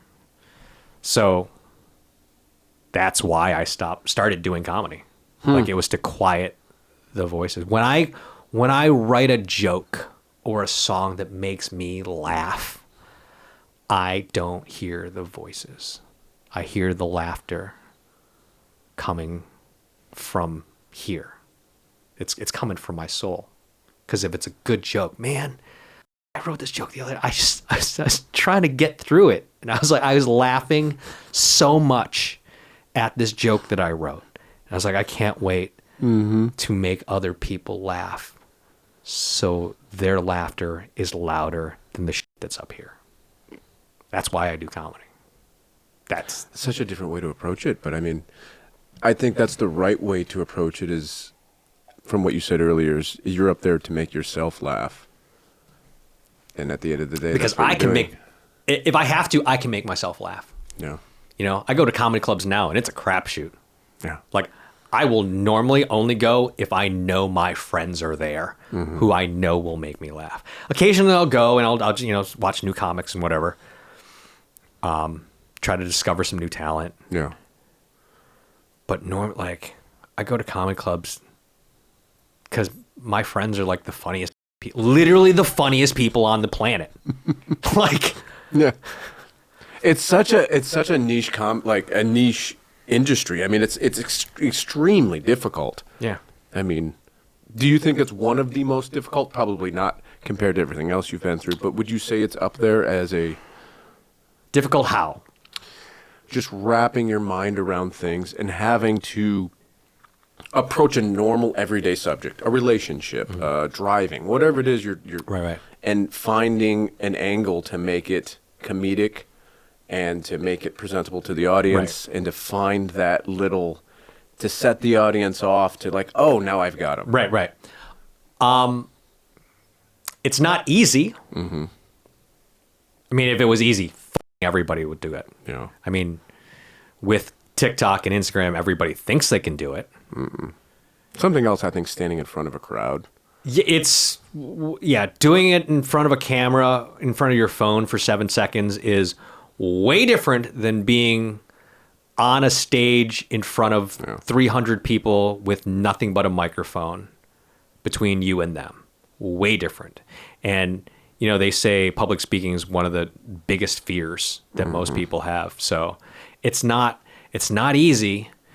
Is it as hard as some of the other things I've done in life? Yeah. It's, I've always compared writing new jokes to jumping out of airplanes. Because no matter how many times you do it, you have to trust the guy or girl who packed your parachute did it right. And in case of comedy, you're the guy or girl that packed your parachute. So no matter how many times I've gone on stage, as a professional, I literally paid for a house with dick joke money. I can say I'm a professional. Yes. No matter how many times I have done it, every time I go on stage with a new joke, it's like standing in that door waiting for the light to go green. Because you can know you've done it. You can know how to PLF. But until that chute opens, for a new joke, like I can tell the new joke, and it's that 4 seconds that you're counting while you're free falling. And when they laugh, that's the parachute opening, man. But when they don't laugh, that's when you slap in that reserve chute and open that opens before you slam into the ground. Yes. That's how I describe comedy. For me, like I am a professional. I've literally toured around the world. But if I go on stage with a new joke that I wrote it. It made me laugh. Is it going to work how I think it's going to work? Yeah. I don't know. What's the wind speed today that we're jumping at? Right. How fast are we going? How high are we? Is it night or day? Is it night or day? Is it a full combat jump or is it a Hollywood? Oh God. Yeah.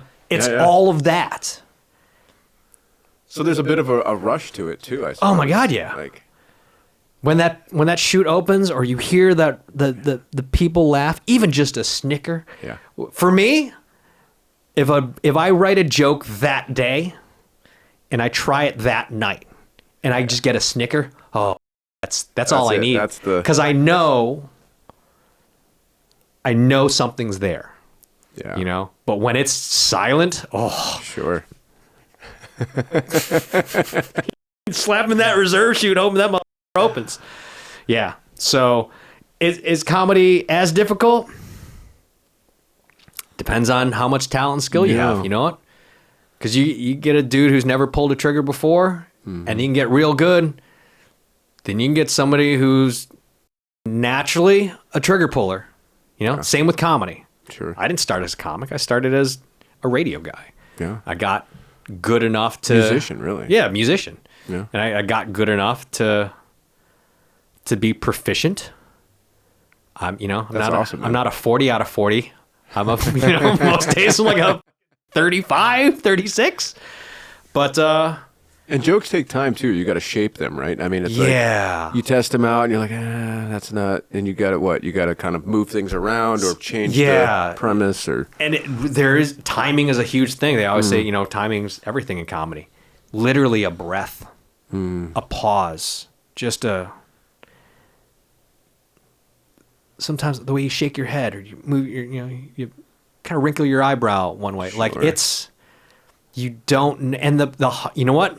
The hard part about comedy, unlike music or acting or, pulling a trigger, you can't do that alone. You don't know what's going to set the audience off. You don't know what's going to be, and it's different every night. You could do a joke that kills at 8:00 and then it eats at 10. Depends on their mood. It depends on their mood. How much have they had to drink? How tired are you? How much emphasis are you putting on an insignificant word? I've done a thing where I told a joke. I did a joke on an 8:00 show and then a 10:00 show. And I changed 2 words, 2 insignificant words, 2 words that had nothing to do with the joke. For all intents and purposes, it could have been if and the. Probably not those words, but I just changed their order. That's it. Just changed, because I misspoke and it didn't change the premise of the joke. It didn't change, what the joke meant. Right. But it changed the delivery just enough. Just these 2 insignificant words changed it just enough that the first time the joke worked, the second time it didn't. And I have it on tape. And I remember, because I used to tape everything. I still tape everything. I remember getting off stage like, what did I do wrong? Because in the heat of the moment, I didn't think about it. Because in the heat of the moment, I'm on stage, I tell the joke, I get the setup done, and I get the punchline out of the way. And I'm like, that didn't work. Or it didn't work as well as it should have. Interesting. But I'm not thinking about that until I went back and listened to those 2 sets. And I went, I just swapped 2 words, 2 insignificant words, but it threw the timing off, and it may have not come out in a way that was smooth enough for the audience's brains to understand it the way it was meant to. And it just is a weird, and that's what it was. Wow. And with comedy, you never know until you get up in front of an audience and do it. If the words you've strung together in the order you've strung them in together and the pauses that you put here and there, you don't know until you're in front of an audience that laughs. And the most dangerous thing is when it does work the first time, because you don't know what that audience was like. Right. And then you do it the next night and you're like, this killed last night. Why is this not? Yeah. Because, again, it's a different night, different people. Somebody had a bad day at work. This person just had a fight with their girlfriend. This guy just had too much to drink. This guy had a donut. Now he's got a fucking sugar rush crash. You don't know. Yeah. So that makes it more difficult than anything else. Yeah. You need to have an audience there. You can say the words as much as you want just to learn them, so you know in your own head what's coming out of your mouth. But until there's an audience sitting there listening to it, you don't know if it's going to work. So again, just like jumping out of a plane, you pack that chute.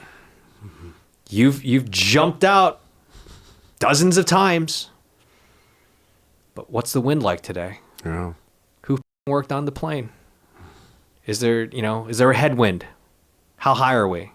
Are we over trees? Are we over, you don't know? Is it about this, for your set too, is it I'll say musical reference, tracks on an album? Do you mix up your jokes too, depending on maybe this would be better as a second or third joke as opposed to my first, or? Yes, absolutely. Because I get so bored with myself, and I get so bored of my own material. Even show to show, which is dangerous because when you're working on an album and especially if you're recording video and late night sets, it has to be verbatim. So if you're doing 2 shows, you can cut different angles, different jokes together, but that's so boring for me. I see. So I would, and I definitely I will go in especially if I'm not first on the lineup. First, nobody likes being first. That's not true. Most people don't like being first on a lineup because I can go in and I can watch the first comic or the host and kind of take stock of the audience and figure out what's working, what they're laughing at.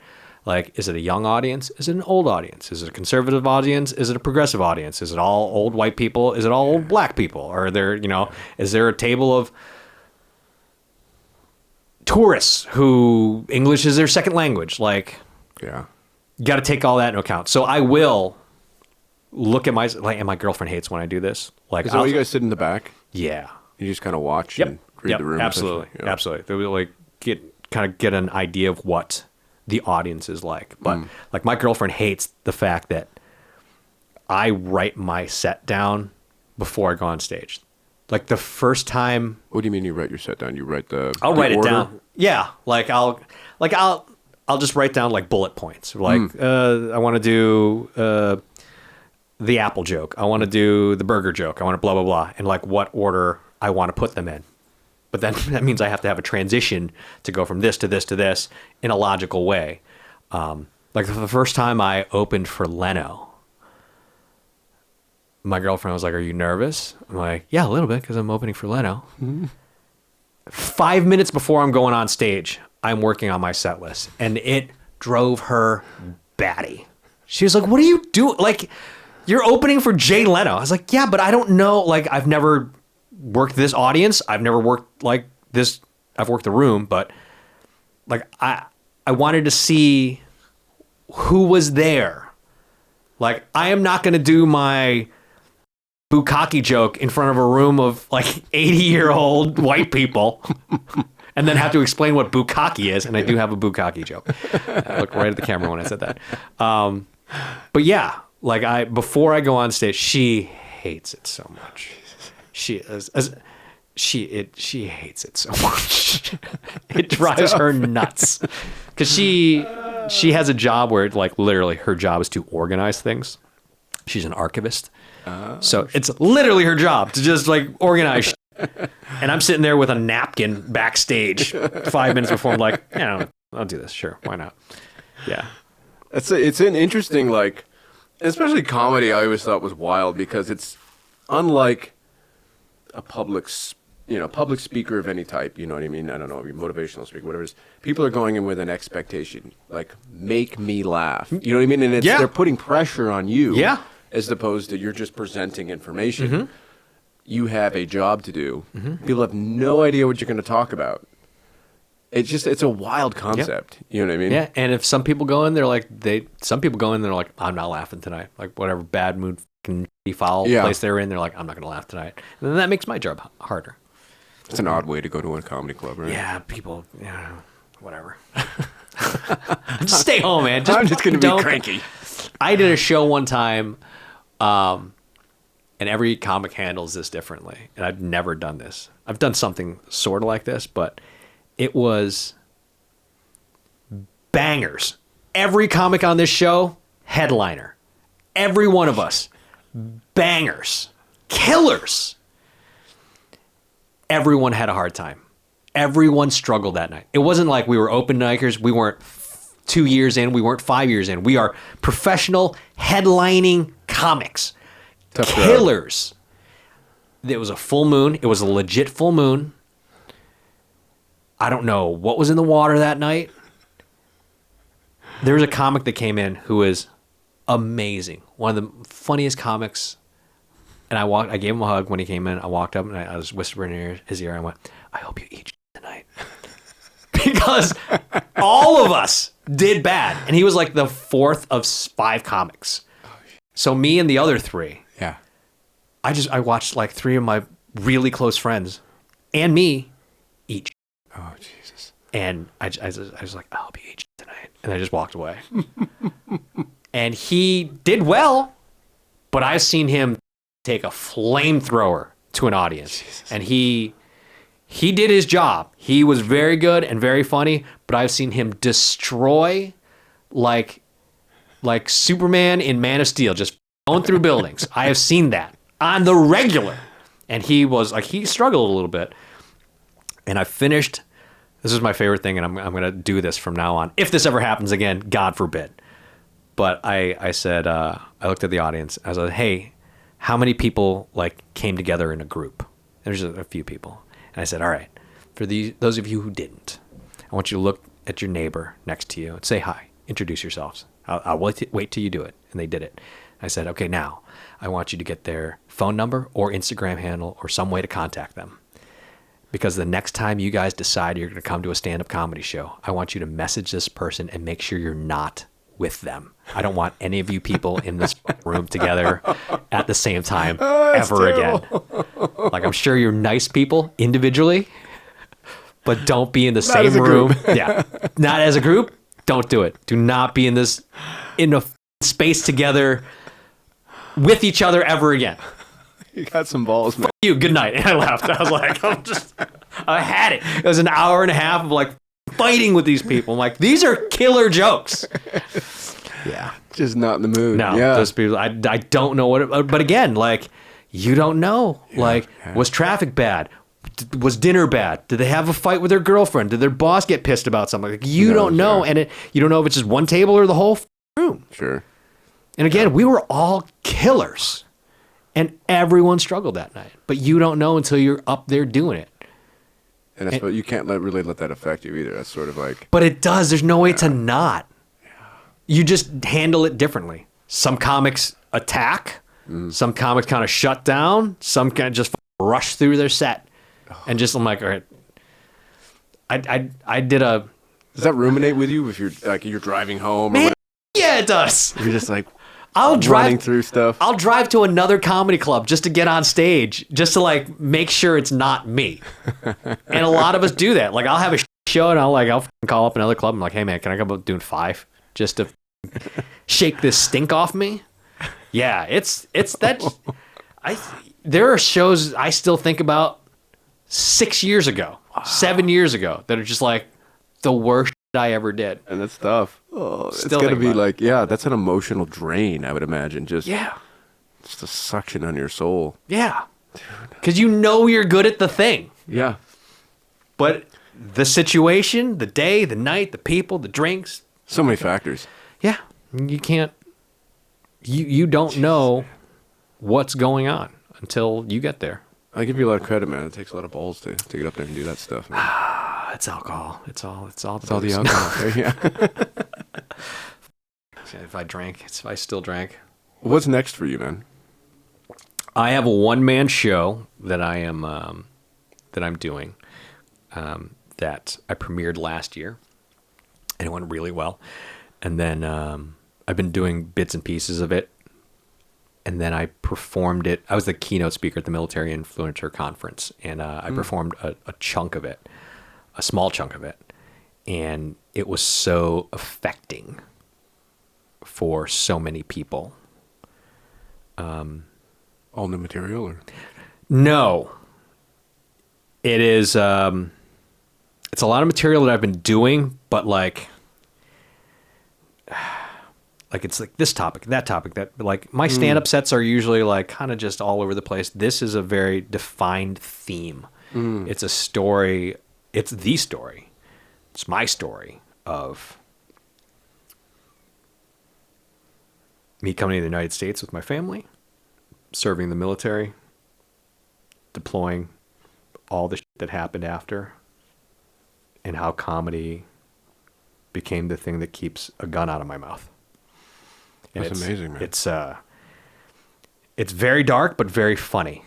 Like, for every holy shit that was dark, there is an immediate and instant gut bust, because the story that I tell has to have that.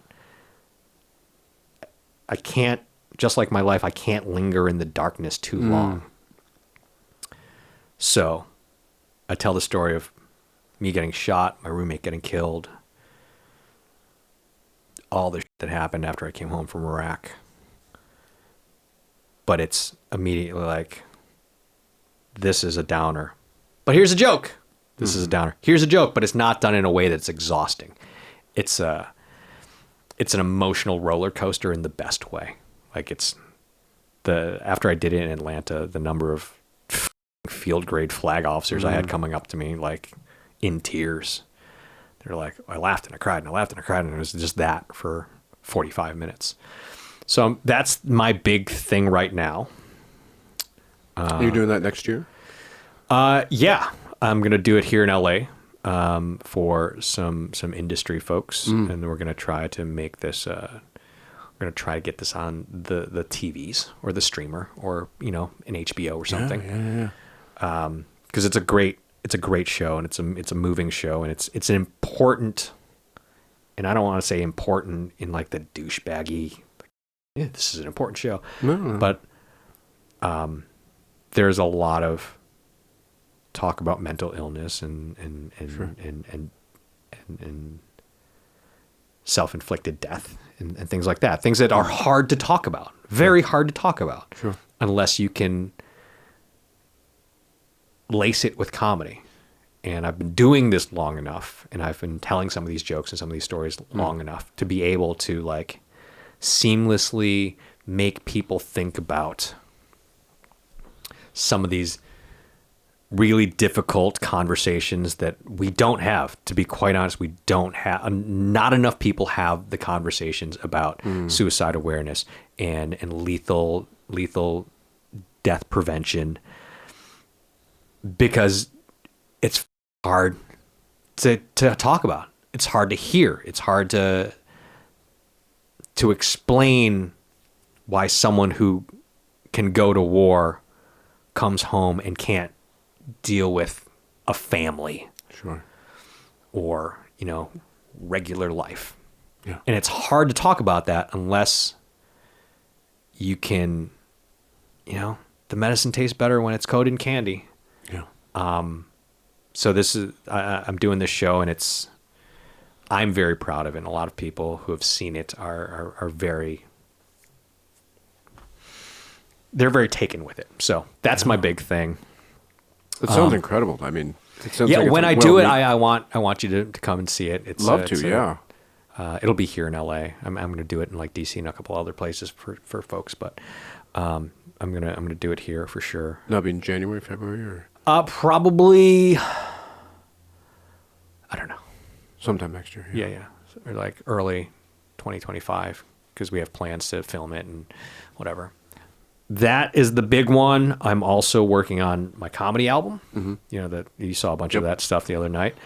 So every day I force myself to sit and write, and because I'm terrible at that. I'm like terrible at just sitting down and writing. Like I should be better because I'm a writer, but I don't know anybody who's like great at focusing on that. It takes diligence, man. That's not easy. And I've had to make it part of my process, because now that I'm not doing radio and I'm living with somebody again for the first time in years, and I'm literally in a new space, and I'm forcing that to be a part of my life, but I'm also trying to keep it from taking over, because I can sit there and just like, if I get on a roll and I start writing, I'll just be on my guitar for 2 hours and like, I eat like that. It's 2 a.m. Yeah, I've done that. I'll go all day and I'd eat. But so the comedy album, the one man show. Yeah, I'm doing a bunch of shows in LA. Both tons of work. Like those are monumental. Both of those projects are huge, monumental. Yeah. So, and I'm producing, both of them on my own. That is also huge. Yay! But that's what I got going on. Dude, I'm excited, man. Yeah, man. You got to share that stuff with me when it comes out. Absolutely. So. I want you to. I'll probably record the album live here in LA. So. Oh no. So, dude, get you to come to the shows. Heck yeah, man. All right, bud. Dude, thanks so much for coming out, brother. Thanks, buddy. This was great. Pleasure, man. Thanks for sharing your time with me. Sorry, I just rambled for 2 hours. No, you didn't, man. I was the one asking the questions, so right, cool. No rambling at all, man. Cool. Do you have any info you want to share, like social media links or anything? My website, thomtran.com, thomtran.com, or spell it the normal way. I own that website too. I also own hosegetcold.com. Why? I don't know, because I drink. That's a really, I genuinely own hosegetcold.com. I spent money on that. I'm on all the social. Oh, you know what? I do have another thing. My YouTube page. I have a show called The Story Behind the Strings, where I basically justify my guitar collection because I have 44 That's huge, man. guitars. We didn't even talk about that. Oh yeah, it's really just me going, all right, this is why I own this guitar, which I have 7 of. But that was my passion project for the last What was year that and a half. called? The Story Behind the Strings. Yeah. If you just go to YouTube, just type in my name, or no, don't type in my name because you'll just get my comedy. YouTube.com/Thom Tran online. That sounds about right. I don't know. We'll figure it out. Yeah, the Story Behind the Strings. It's a fun show. It's like it's nerdy guitar stuff. If you're a musician, if you love guitars, and especially if you love Eddie Van Halen guitars, but it's like funny and informational and nerdy. It's like, but it's basically this. It's the how I got the name of this show. The Story Behind the Strings is, like every guitar I own, there is an emotional connection to it. There's a reason I have it. It's like my, I have friends, and my ex-wife several times used to be like, "Why do you have so many guitars?" Or like, "Are these guitars?" How many do you have? 44, I think it is. 44? Yeah, and I just sold 2, and I still have 44. You have like a whole room dedicated to guitars? Yeah, I have a studio. Oh my God. But like every guitar, there's a reason for it, like an emotional connection to that guitar, like my pride and joy Eddie Van Halen, Ernie Ball Music Man signature guitar. I saw when I was 16 years old, hanging in a music shop in New York City, and it was $2,000, and I'm 16, and I'm like, that might as well be $2 million. I'm never going to have that. And it was like my white whale, and it was, and I love that guitar because it was like the first Van Halen. He played it on the first Van Halen album that I bought with my own money, which was the first, it was after David Lee Roth left. Oh yeah. At the same time, my brother moved to Boston, and it's like it's just this. It's a pivotal. There's a connection behind each guitar, but also I get into the history of like, why did Eddie start playing this guitar? Why did he stop playing the striped guitar? Sounds like an amazing channel, man. Thanks. And I do that with all of my guitars. So like Richie Sambora's guitars and Paul Gilbert's and Eddie Van Halen and B.B. King's guitars. And so it's for people who want like more information behind the history of it. If they want to know, like, is this worth buying? Like, how much should I be paying for this? And also like, why does it mean so much to me? Why do I have 7 Eddie Van Halen guitars or whatever the number it is? I think it's like 7. I'm just amazed that you have that many guitars and you know something about each one of them. That's amazing. Yeah, I mean, like I said, there's an emotional connection and reason for all of them. And then sometimes I'll know the basics of the story behind the guitar, but then I got to do some research and I go, that was like, I have a guitar that I was told there were only 200 of in the world, and it turns out there are only 60 of them, and I found that out while I was researching. So like, and you own one of them. I own one of them. Yeah. Oh so it is very rare and very expensive, and I'm the second owner of this guitar. Wow. So yeah, the story was there were 200. This is what was reported for years. There were 200 made, and 15 got destroyed in a fire. Ouch. And when I contacted Fender Guitars about this, the rep sent me some information, and I was like, hey, this says there were only 60 made. And she goes, that's the information from our official records. I'm like, so you're telling me there are only 60 of these? She goes, so they're the number 200. That's not right. She's like, that's... Wow. Are they numbered? Is there a number Yeah, on them, but the serial numbering was wonky. Like, Fender got bought in the 60s or 70s, and then they got bought back, or then CBS sold them back to another group in the 80s. So like the numbering system got all f***ed up, and then like early on, like in the beginning, like the 50s, that numbering system was all wonky as shit too. So it was like parts would just get left around. They're like, we'll take this serial number, stick it on this. So it wasn't until like the 80s and 90s, when word processors became a thing and records were easier to keep. Sure. Writing down was way harder. But card catalog somewhere. But yeah. So that's my little passion project. Dude, that's awesome, man. Do just for giggles. Dude, you're going to have to come back and talk about this some more. Yeah, man. There's so much more to talk to you about, but yeah, we're going wear people's brains out. Yeah. All right, we'll do this again, man. Dude, brother, thanks so much, man. Thanks, bro. Pleasure. Yeah, We'll see absolutely. you, next time you come by. Hell yeah. Thanks, buddy.